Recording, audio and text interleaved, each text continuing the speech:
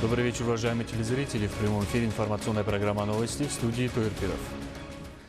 Развитие промышленности – это залог прогресса во всех сферах социально-экономической жизни общества. Одной из стратегических целей правительства Республики Таджикистан является ускоренная индустриализация страны. В первом полугодии 2024 года в стране введено в эксплуатацию 251 новое промышленное предприятие. Создано 1714 новых рабочих мест. Объем производства промышленной продукции составил 22,6 миллиардов сомони, а темпы его реального роста 11,5%.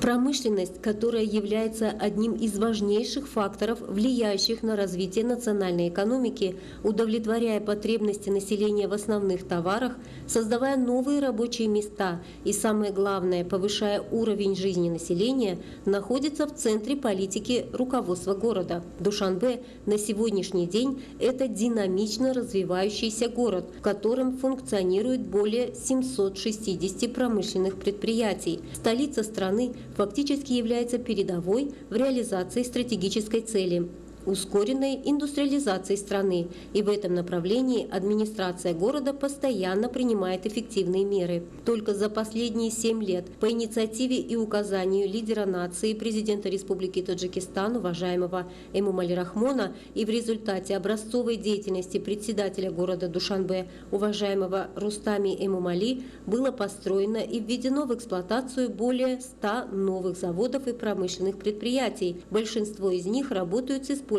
новых технологий. На предприятиях производится качественная и доступная конкурентоспособная продукция. За последние несколько лет перечень продукции, производимой душанбинскими предприятиями, включая строительные материалы, текстильные изделия, продукты питания и многое другое, стал намного шире, и наряду с удовлетворением потребностей населения страны отечественная продукция также идет на экспорт. Кроме того, в столице высокими темпами растет индустрия сферы услуг. Открываются рестораны, кафе и столовые с национальной, восточной и европейской кухней, которые, кроме предоставления места в собственном помещении, развивают и доставку своей продукции до дома или офиса. Это положительно влияет и на повышение комфорта для местного населения, и для туристов. Зумрат Файзиева, Далер Содиков. Новости.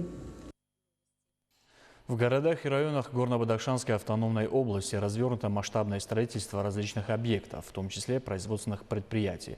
Так, в первом полугодии текущего года в этом регионе страны в честь годов развития промышленности 2022-2026 годы в эксплуатацию сданы 19 промышленных предприятий и цехов. По словам ответственных лиц области, до конца года показатель составит 30 производственных объектов. Деятельность предприятий направлена на переработку фруктов, лечебных трав, производство мяса, птицы и рыбы, молока и молочной продукции. Объем производства промышленной продукции в области за этот период составил около 95 миллионов сомони, что по сравнению с аналогичным периодом прошлого года больше, чем на около 20 миллионов сомони. Сегодня в Министерстве образования и науки Республики Таджикистан состоялось рабочее совещание по третьему туру республиканского конкурса «Мудрости. Зари сияния. Книга», на котором приняли участие заместитель премьер-министра страны, председатель республиканской комиссии конкурса «Мудрости. Зари сияния. Книга» Дильрабо Мансури, члены комиссии, жюри третьего тура конкурса, апелляционная комиссия и другие ответственные лица. Напомню, что данный конкурс 6-й год проводится под эгидой лидера нации, президента Республики Таджикистан, уважаемого Эмомали Рахмона. Было подчеркнуто, что для большего улучшения процесса организации конкурса и стимулирования участников в 2024 году в положение конкурса внесен ряд изменений и дополнений. Эти изменения прежде всего включены в номинацию «Детская и подростковая литература». Номинация переименована в детскую, подростковую литературу и устное творчество. Номинацию разделили на 3 группы. Конкурс проводится с целью повышения интереса к чтению, укрепления интеллектуального потенциала, нахождения новых лиц, обладающих ораторским искусством. Было отмечено, что третий тур данного конкурса пройдет в городе Душанбе, Горно-Бадахшанской автономной области, Сагдийской и Хатлонской областях, городах и районах республиканского подчинения с 15 по 27 августа текущего года. В Ишкашимском районе Горно-Бадахшанской автономной области находится одно из интереснейших исторических мест – крепость Ямчун. Она построена во времена греко-бактрийской империи на Великом Шелковом пути, чтобы контролировать поток грузов и людей. Зумрат Файзиева побывала в этой крепости и расскажет вам об этом загадочном месте. На высоте свыше 3000 метров над уровнем моря, свернув с Памирского тракта в зоне Ваханского коридора, поднявшись по серпантину через заросли облепихи, можно попасть в одно из самых интересных исторических мест – крепость Ямчун. Крепость Ямчун была построена на площади 28 гектаров в третьем тысячелетии до нашей эры, а сейчас здесь проходят реставрационные работы.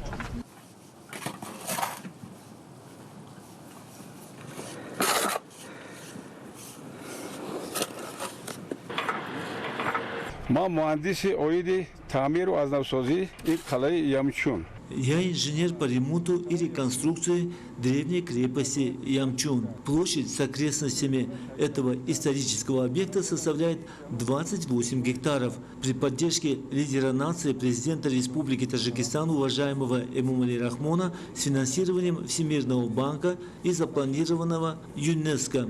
Работы идут ускоренными темпами. Срок завершения работ – 3 года. Ремонт и реконструкция древней крепости осуществляется на высоком качественном уровне. Крепость Ямчун стоит на утесе. При ее планировке использовали рельеф склона. Крепость в плане своем имеет форму треугольника и состоит из 3 частей – цитадели, где располагались бастионы казармы, обнесенные стеной, укрепленные в основном прямоугольными башнями, а также 2 площадок, каждую из которых окружали мощные стены, укрепленные 36 башнями прямоугольной и округлой формы с бойницами. Стены сооружения не имеют фундамента и сложены из обработанного плиточного камня, скрепленного прочным глиняным раствором.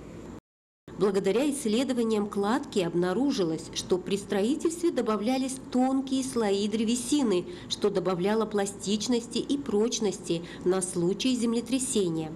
Внешние стены имеют высоту около 3 метров и ширину 1,5 метра.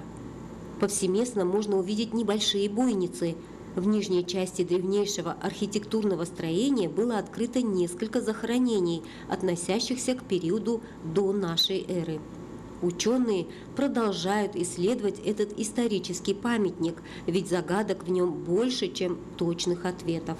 Крепость поражает своими размерами. Это мощное сооружение имело исключительно важное значение для здешних мест.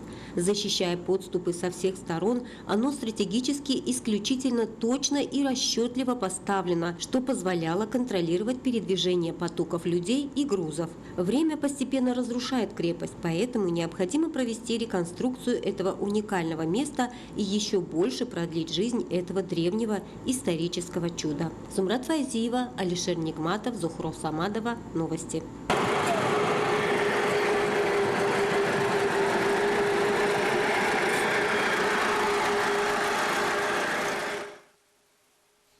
Уважаемые телезрители, это были главные новости к этому часу. Оставайтесь с нами и будьте здоровы.